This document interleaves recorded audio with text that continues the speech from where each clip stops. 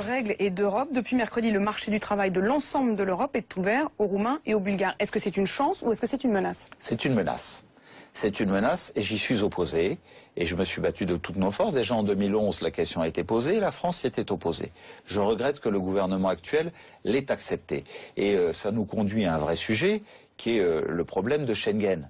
Schengen, ça remonte à 1997, je crois. Est-ce qu'aujourd'hui, la situation en matière de flux des étrangers à travers les frontières du périmètre de Schengen à l'intérieur de l'Union européenne sont les mêmes conditions éventuellement qu'on fasse comme l'Angleterre, qu'on sorte de Schengen ? Je veux qu'on remette à plat les règles de Schengen.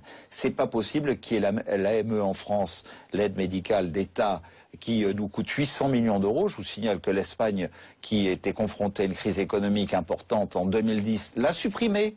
Pourquoi la France ne la supprimerait-elle pas? Pourquoi la France serait la seule de tous les pays de Schengen à appliquer de telles règles qui forcément attirent les étrangers en situation irrégulière? Parce qu'on se dit, ici c'est le paradis, c'est pas le cas en Italie, c'est pas le cas en Allemagne, c'est pas le cas en Belgique, c'est pas le cas en Espagne, alors il faut aller en France. Eh bien je dis, mettons à plat les règles de Schengen, faisons en sorte que tout le monde s'aligne sur le même modèle, pour que ce ne soit pas toujours la France qui trinque pour les autres, et à ce moment-là, alors on pourra en discuter. Si on ne veut pas remettre à plat les règles de Schengen, il faut envisager de sortir de Schengen. L'Angleterre, l'Irlande l'ont fait, et après tout, ils s'en portent pas plus mal. C'est le...